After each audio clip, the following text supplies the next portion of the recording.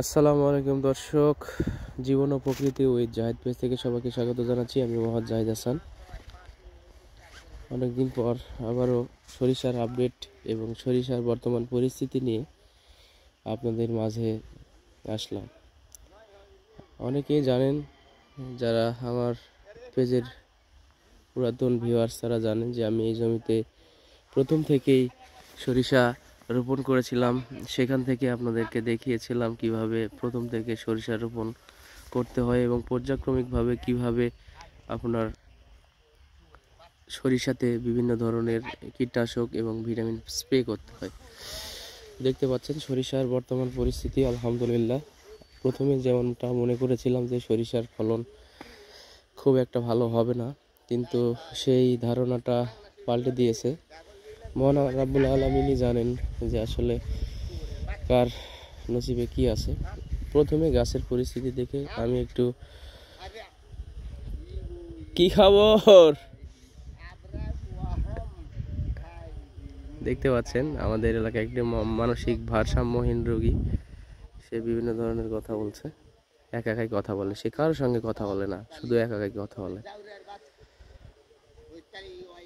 দেখতে পাচ্ছেন সরিষার বর্তমান পরিস্থিতি এবং এপারের যে কিওরটা আছে এটাতেও মোটামুটি ভালোই হয়েছে, তবে এইটাতে সবচাইতে ভালো হয়েছে।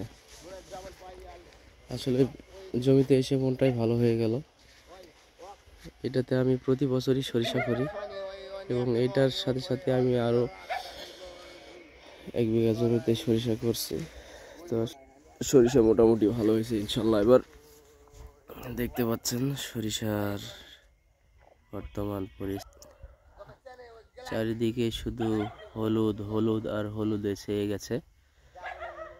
তো এই সরিষা ফুল যখন পড়ে যাবে সম্পূর্ণরূপে, দেখতে পাচ্ছেন এই কাণ্ড হতে আস্তে আস্তে আস্তে আস্তে উপরের দিকে উঠতেছে। সব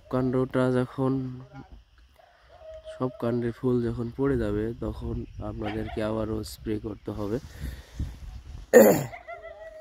কীটনাশক এবং ভিটামিন, অর্থাৎ যেই সরিষার যেই ফলটা হয়েছে ফলটাকে পরিপুষ্ট করার জন্য আবারও স্প্রে করতে হবে।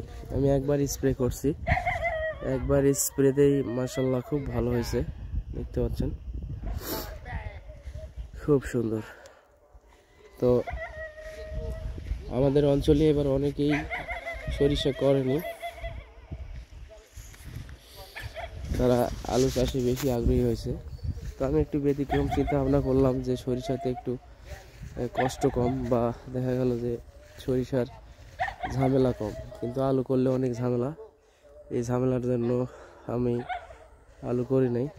আর যে আশা নিয়ে মানুষ আলু চাষ এবার করছে, প্রথমে আলুর যে এরকম দাম, সেই দামের উপর ভিত্তি করে যে আলু চাষ মানুষ করছে, সেই আলু চাষে এবার ততটা লাভবান হতে পারবে না কৃষক, কারণ অলরেডি আলুর দাম কমতে শুরু করছে এবং এই আলু উঠতে উঠতে